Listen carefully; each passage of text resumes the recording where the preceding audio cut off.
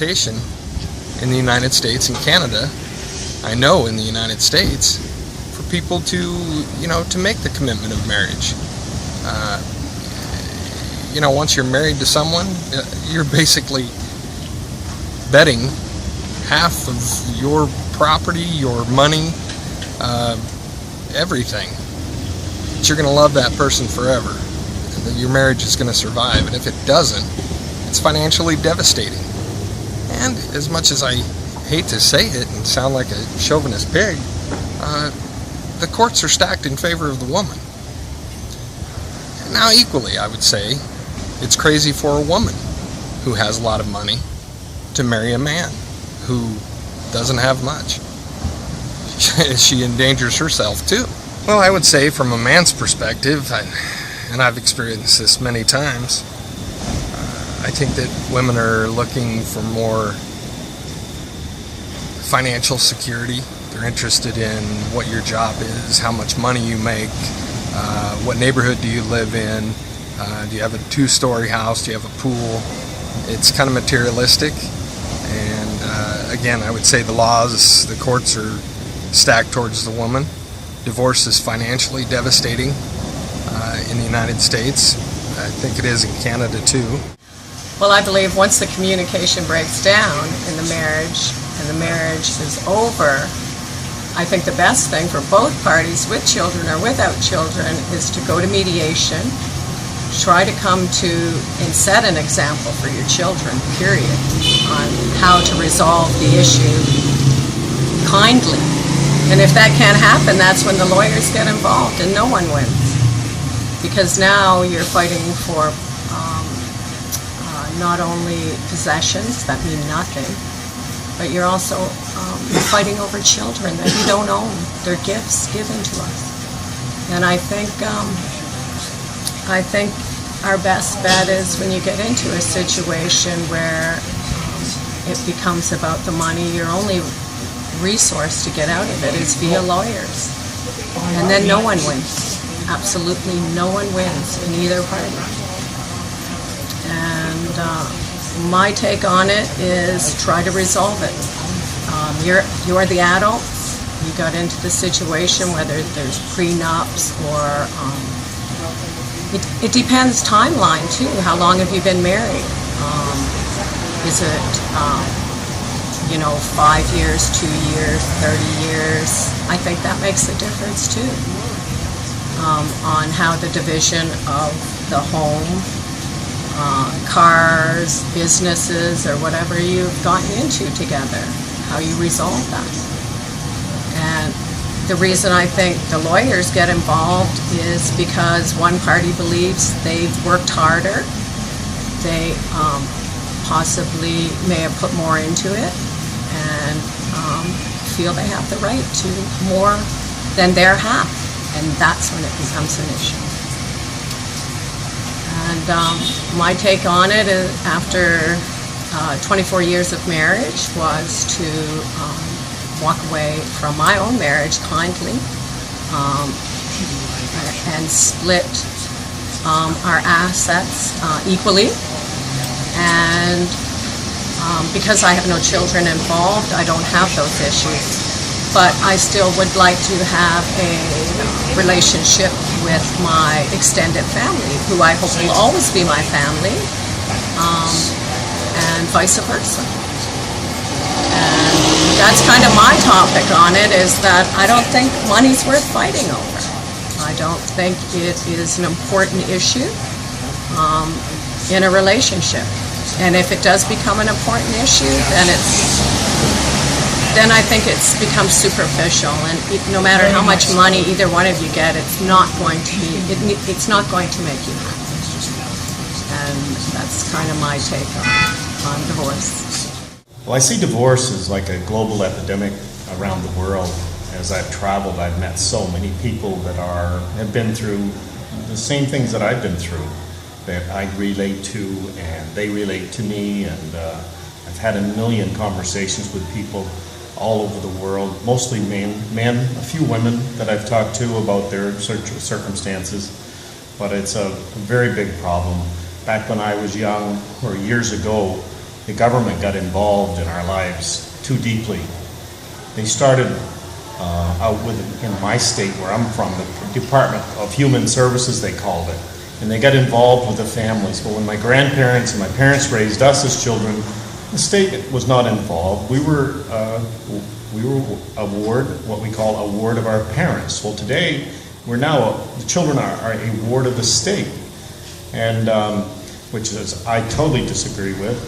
I think that's just, the problem has been made worse by the Department of Human Services and our government, and people come in and want to get involved in your life if there's any problems or issues in your family, and that goes on forward even into divorce. When you get divorced, the courts are so deeply involved, which they're, at some point, I think after you can't come to resolve, or you do come to resolve, I think it would be great if you had a third party to review the terms of whatever agreement you came to be sure that both parties can live with the agreement. Because I know in my circumstance, I was giving conditions and a financial structure that I was supposed to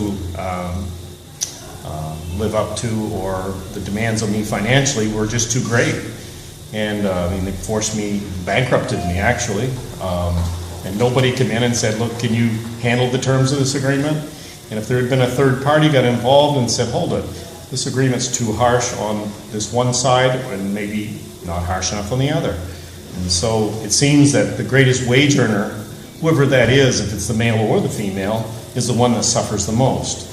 And so I know where I'm from, they have a chart based on what the income of the two people are, and then they'll take, if you're 75% of the income and she's 25%, they come up with a number and then they make you pay 75% of that if you earn 75% of the income. Well, lots of times before you get divorced, you already are in a financial straits up to your neck trying to maintain what you have, your home and your credit cards and your vehicles, and your children are in school and all the things, the expenses that you have. So when you get divorced, it's even an added expense on top of that, so you're already maxed out before you're ever divorced, and when you are divorced, something has to go.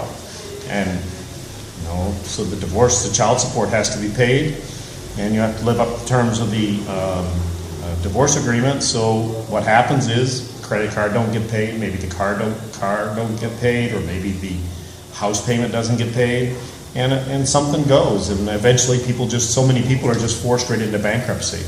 And there's no concern for seemingly in my situation, for the wage earner. Nobody ever asked me if I was okay, if I was going to be all right. It was all about the children and the mother. Well, there's three parties involved, the parents, both of the parents, and the children.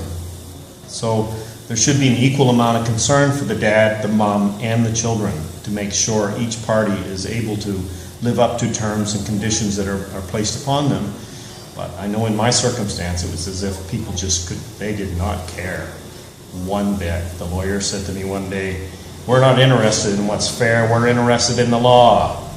And it said it in a real mean way, which was totally, in my opinion, inappropriate, because we should be interested in what's fair, and we should be interested in of course, what's legal, but most of all, what is fair and equitable for all the parties involved.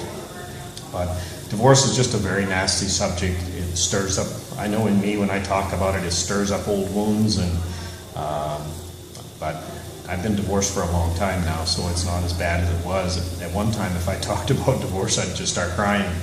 But I've got beyond that a long ways. But it's just a very cruel, and when it comes to, I'm a spiritual person, and I understand why God hates divorce, because it's such a cruel thing upon people. It's just a cruel thing for your children, for the wife, for the husband, for all the parties involved. It's just a very cruel thing that happens to people. Well, see, the main problem is women in North America, they have more. They have more access. They don't have to live the traditional roles that women in other parts of the world have to take on. Their role is a little bit different. It's more subservient. The women in North America, they're very demanding, and they don't follow that. I'll serve you. Here, men don't even take out garbage. You know, men don't do dishes. In America, you gotta do the dishes sometimes, and you gotta take the garbage out, even if you're paying all the bills. So the women's mentality is completely different. You know, the monogamous situation for one man, one woman is completely different than down in, Caribbean. So there are a lot of differences. And American women, they're full of those differences. So it's going to be like that, you know, and it's going to continue to be even harder and more because of the differences in the economy, you know, the differences, the access. And the women here, they don't have access to child support. They don't have access to Social Security. They don't have food stamps and no government housing, and there are no jobs here. There are no jobs here. Nobody's working here. I mean, they're not working because they don't want to work. They're working because there's no jobs. There's no economy to support the middle class. So therefore, the women here don't have anything but themselves to use as a resource. The American women, they have all the resources in the world. A lot of times, they don't even need a man, other than to have a child with, and they'll say so. They don't care about men that much. They can do without them. They can go out and work and make their own money, and they don't need anybody to help them. Completely different here. You have two types of travelers. You have the European traveler and you have the African American traveler. The African American is coming down here because these women have less than the women in America have. Therefore, you know, their money goes further. The European come here because in their own area, in their own home, they're not allowed to go after chocolate. They're not to go after the other race and enjoy it the way they would in their own home. They would be scorned and they would be, you know, just ran out of town, if you want to say that. But they can't do it there. You know, a lot of Europeans come here because they can openly be with women of color, to be honest about it. That's the main reason.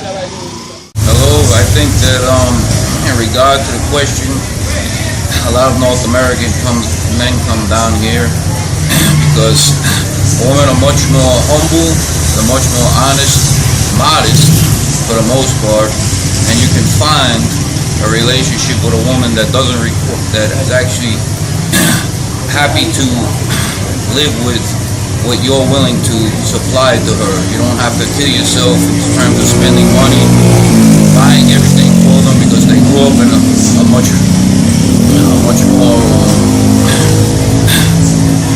poor environment, and if you give them something, they'll appreciate it considerably more than the average American woman, who in my opinion is just looking for as much as she can acquire from a man. Besides that, the women are very nice, they have much more hospitality, and they've grown up and they've been nurtured in that regard. A lot of the women, in my experience of traveling around the world, women in third world countries, in the Caribbean islands, they're a lot more friendlier and they're more happier. At the same time, they have a lot less than people in North America and various cities. Also, the attitude is different. They treat men with a lot more respect. They have a lot less, but they treat men with a lot more respect. And this is my experience as traveling around the world. In Africa, the women there, they have nothing but the hospitality, and their attitudes are so pleasant, it amazed me. Tanzania, South Africa, Kenya, and all through the Caribbean islands, the people's attitude are a lot more pleasant. You take Jamaica. I just came from Jamaica last week.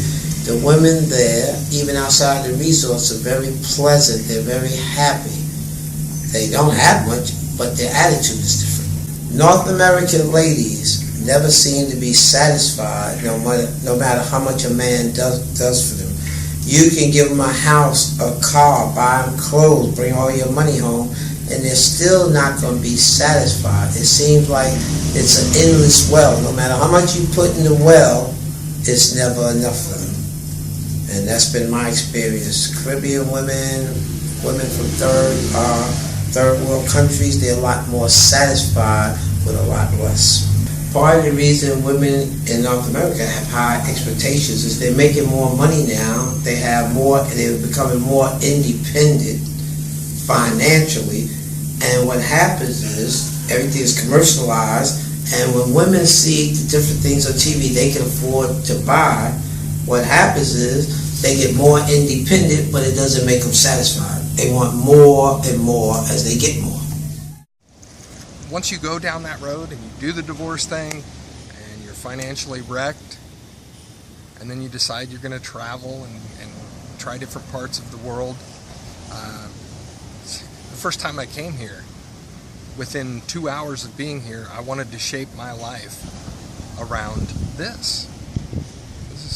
It's fantastic being here, so I went out and I found the job that would accommodate my traveling. I make decent money, enough to do it, but I think when you go back to the United States, you start thinking, okay, do I really need this? Because I can put this in my travel budget. It's just amazing how this place takes a hold of you and you want to be an expat. Obviously, I'm not retirement age yet, so I have to live my life in the United States in a way that I can afford to do this as often as possible.